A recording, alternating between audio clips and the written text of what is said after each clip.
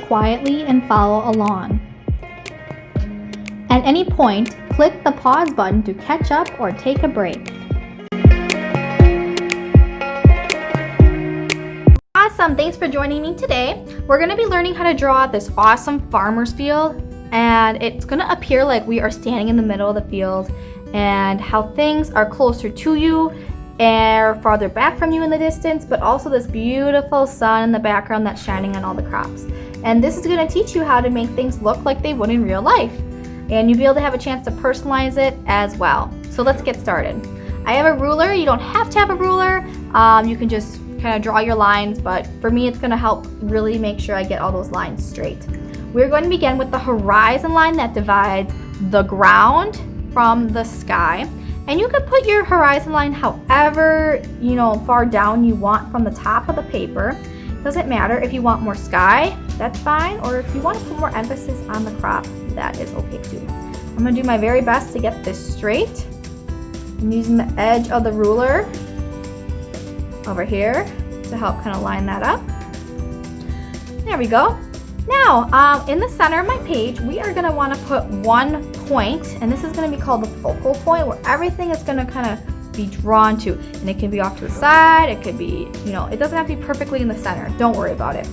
And, we can decorate the sky first, however you like. I'm going to be adding in a nice sun, a nice arch that kind of is around that focal point.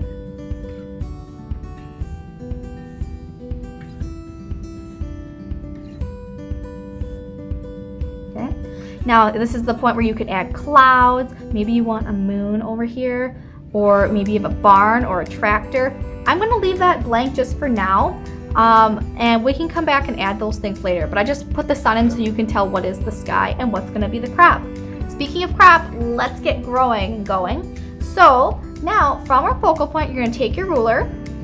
We want to make it look like the crops are getting bigger as they're towards us. It's like when you look out, you can't see all the details that are very far away, but you can see them up close because things are bigger and more near you. So for this, I'm going to take my focal point, one side on my ruler, doesn't matter. I'm going to line the edge up to the corner of my page. There we go, and I'm going to just draw a line. There we go. I'm also going to do that on the other side, lining up that focal point and the corner of the page, drawing it down. There you go. You can kind of already see how it looks like we are getting farther to the distance into that point.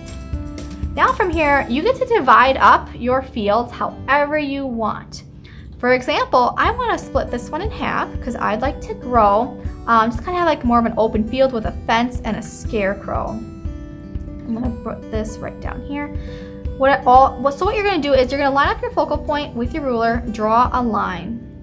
There you go. And it's going to go out to the edges of your paper, wherever that may be. I do want to divide this up here a couple more times because I want to grow a row of flowers, tomatoes, carrots, corn, pumpkins, watermelon. Oh, artists, the possibilities are endless to grow when you create. So here we go. And I'm going to pause here. I want you to take a look.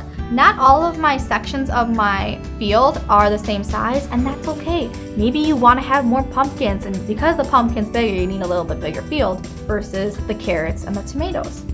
I'm going to divide this one up here, and it doesn't have to be the same as the other side. I'm going to bring it up just a little bit, connecting my focal point, ruler to the edge. There we go. All right, here's my divided fields. Now, the most important key to making things look like they're close up or farther away is the scale. The scale is how large an object is compared to another. So, I'm going to put tomatoes in this one. And once you understand this concept, artists, it's the same thing for every part of the field. Let's start with, so my tomatoes, the edge of the paper is what's going to be closest to me, this bottom edge. So when the objects are closer to me, they are larger. I can see the details. I can hold the tomato in my hand. Versus if they're really, really small, I can't see the detail, the leaf on the tomato plant. So my tomatoes, I'm going to start with a little rubble and dirt.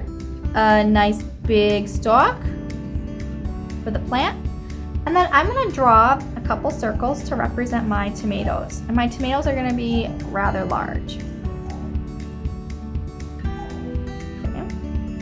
A little part of the plant, and then attaching my, there we go. And I'm probably gonna add in a couple leaves in there.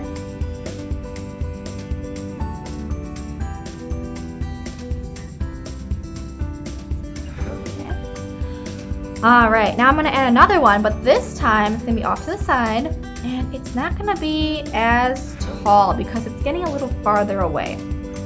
Okay. And also, my tomatoes are gonna be a little bit smaller. And I'm also gonna have a little bit less detail than the first one because I can't see all those details as much because they're farther away. Okay, I'm gonna keep going. I'm gonna add another one. And this time it's going to get even shorter, smaller, and less details. Keep going. I'm using a very thick marker for this demonstration so you can see it clearly in the video. You might want to start out with a pencil. There we go. Do you see how it looks like the tomato plants are getting actually farther away and the more details we have up close? Like I could actually put like a little bug or something on this first one and make the details in this drawing just make it. All right, I'm gonna go to the next one. And in this one, I wanna have some pumpkins because fall is coming.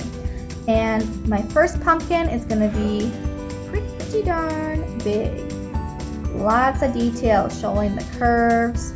And I might have a vine come around. And I'm gonna come up this way. There. And even maybe some of the ground is showing. Now my next pumpkin, it can be different shaped. It doesn't have to all be the same. Remember, pumpkins are all different. Some details. And there we go. I'm gonna have some ground. Definitely want the vine in there. And then my next pumpkin is gonna be a little smaller. A little less detail. Less details, we get closer to the focal point. Smaller pumpkin.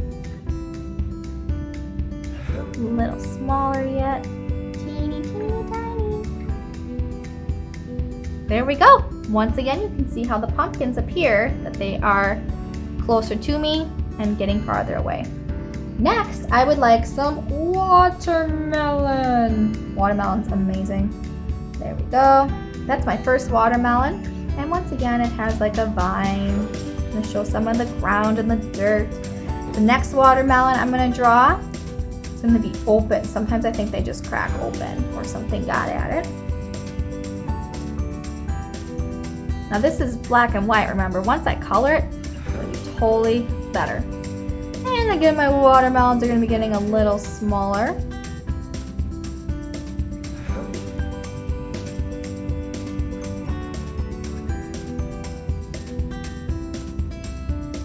Awesome. Okay, I'm gonna draw corn in this one, maybe a barn, flowers and carrots. Ooh, I'm gonna do carrots real quick with you. So carrots come out of the ground. So I'm gonna have them partially like that. Their leaves, maybe some of the details, the wrinkles. There we go. I could put a bunny eating the carrot if I want to. Here's my next one, a little smaller.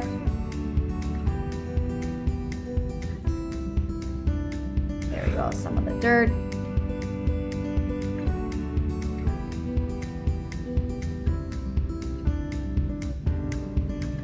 All right, so just continuing on with my carrots here.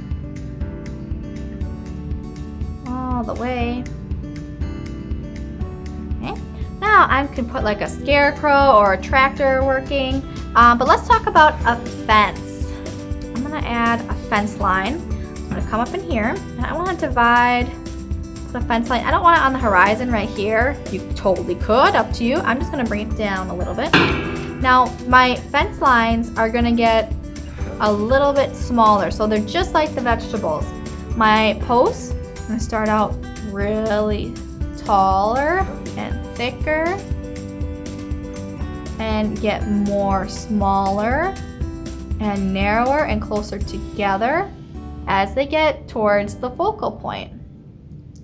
And now my lines are going to start really skinny, really, really skinny.